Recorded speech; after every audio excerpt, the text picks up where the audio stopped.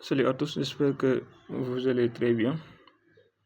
L'objectif de cette vidéo, c'est de calculer l'intégrale de cette fonction suivante. Maintenant, vous voyez la fonction, si vous le remarquez bien, ici, c'est ça ce qu'on appelle, ça c'est la valeur absolue, n'est-ce pas? Donc, pour calculer ces genres d'intégrales-là, vous avez la possibilité, en tout cas la méthode la plus simple, c'est d'essayer d'écrire ça dans la valeur absolue. Maintenant, pour écrire ça sans la valeur absolue, on peut utiliser ce qu'on appelle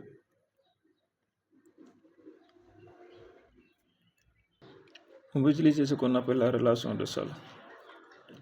Maintenant, est-ce que vous savez que si vous avez l'intégrale de a à b, f de x, d de x, est-ce que vous savez que ça, c'est exactement égal à l'intégrale de a à c, f de x, d de x, plus l'intégrale de c à b, f de x, d de x. C'est ça ce qu'on appelle relation de Sal des intégrales. C'est ça ce qu'on va essayer d'utiliser ici. Ici, comme on sait que c'est la valeur absolue. Et vous savez que si vous posez par exemple la valeur absolue de x moins 1, si tu essayes de l'écrire sans la valeur absolue, tu poses ça x moins 1 égale à 0. Cela veut dire quoi? X égale à 1. Donc, cette équation-là, c'est-à-dire cette valeur absolue-là annule 1 pour x égale à 1. Donc, c'est pourquoi il faut faire très attention. Ici, donc, c'est pourquoi les bornes de cette intégrale-là seront, par exemple, départagées de cette manière suivante. Donc, intégrale de moins 2 jusqu'à 1. Vous voyez? Mais regardez bien. Comme la valeur absolue de ce nombre-là annule en 1, cela veut dire quoi? Cela veut dire que de moins 2 jusqu'à 1, cette valeur absolue-là, donc, c'est la valeur absolue de moins x, c'est la valeur absolue de x. Comme x est négatif, donc, vous voyez, donc les x sont négatifs dans moins 2 jusqu'à 1. Donc, ce sera quoi? Ce sera moins. Ça, on l'a appris, hein? Donc, on a dit la valeur absolue de a égale à a si a supérieur à 0. Mais la valeur absolue de a égale à moins a si a inférieur à 0. Donc, la valeur absolue d'un nombre est toujours positive. Donc, c'est pourquoi ici, on peut mettre les bornes, c'est moins 2 jusqu'à 1, 2. Maintenant, moins a, c'est-à-dire on met moins x moins 1 d de x, n'est-ce pas, plus l'intégrale de, comme la relation de Sal que je viens d'expliquer là. Ici, notre a, c'est moins 2, notre b, c'est 2. Donc, si on applique la règle, donc ici, ce sera quoi? Moins 2 jusqu'à 1 plus 1, regardez bien. C'est ça, a à c plus c à b f de x d de x. C'est cette méthode-là qu'on va appliquer. Alors, ce sera 1, cette fois-ci jusqu'à 2.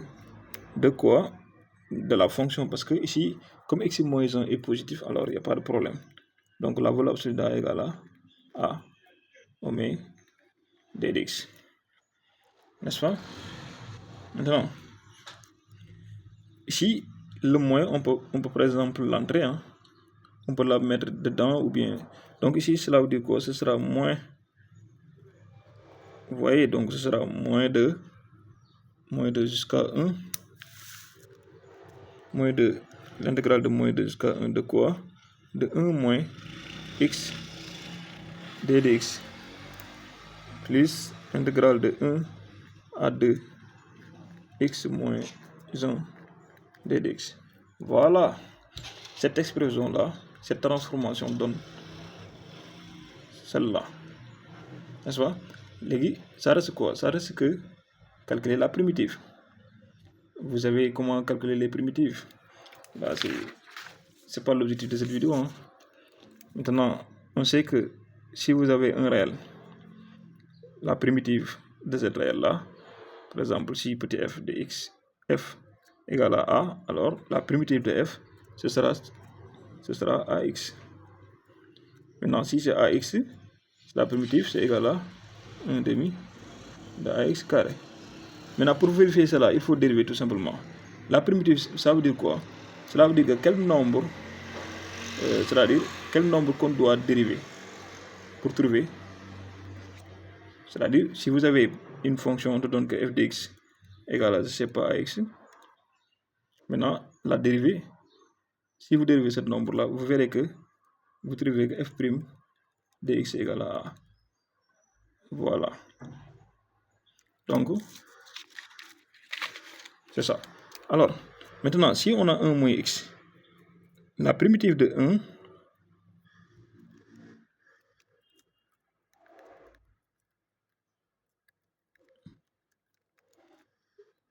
la primitive de 1, c'est égal à x.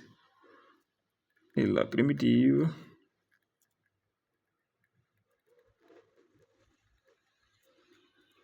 de moins x, c'est égal à moins 1 demi de x au carré. Vous voyez? Donc, cette méthode-là, cela va nous donner quoi? L'intégrale de moins 2, l'intégrale de la fonction de moins 2 jusqu'à 1 moins x d dx plus l'intégrale de 1 à 2 x moins 1 d dx va nous donner. Vous voyez ce qu'on faisait? On va nous donner ça. On met comme ça. Maintenant, la primitive de 1, on a dit que c'est x.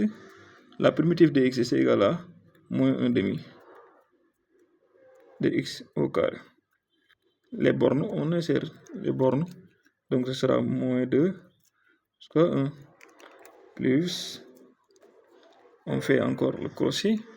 La primitive de x, on a dit que c'est 1 demi de x au carré. La primitive de 1, on a dit que c'est x, alors que c'est moins x. C'est ça. Les bornes, c'est 1 à 2.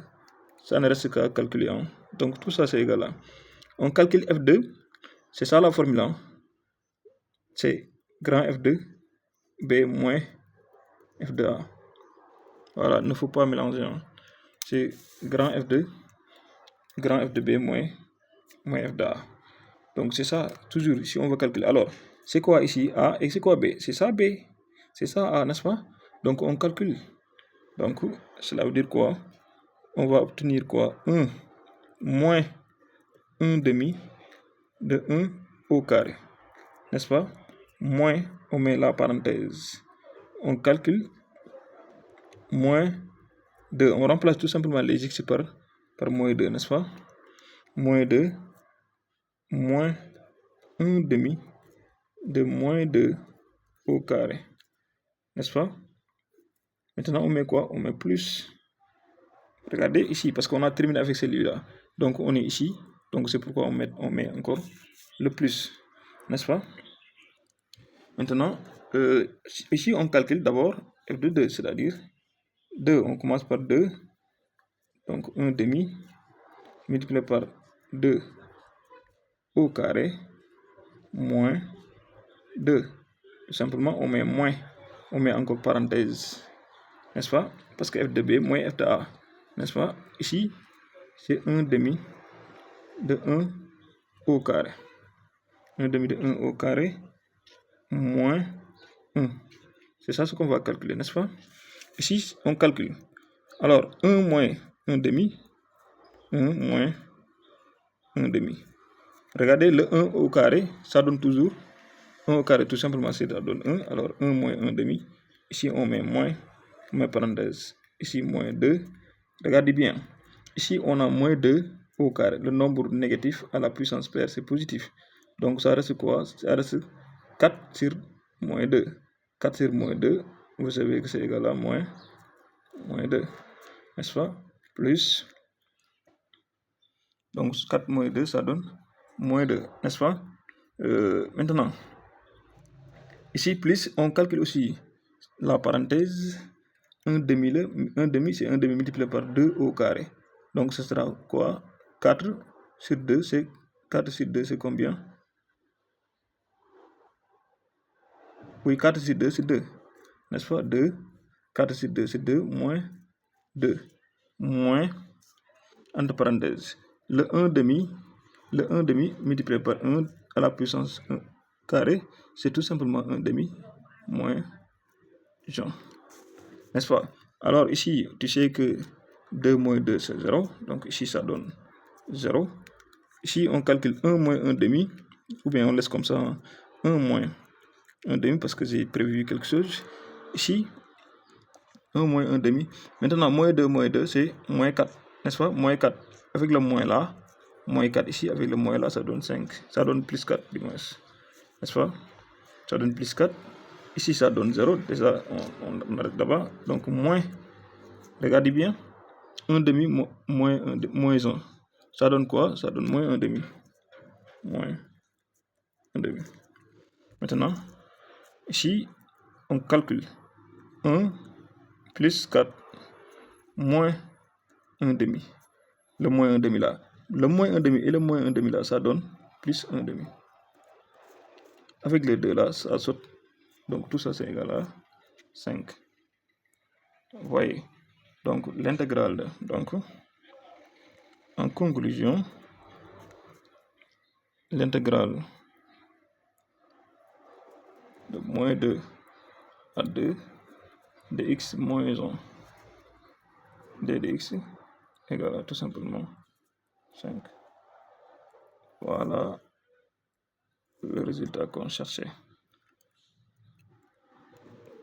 Je vous demande de partager la scène et de mettre la vidéo en pause d'abord, de chercher. Après, vous allez voir que c'est pas trop difficile, les intégrales là. Là, vous partagez la vidéo avec vos amis, vos proches. Ça me fait toujours plaisir. Merci beaucoup.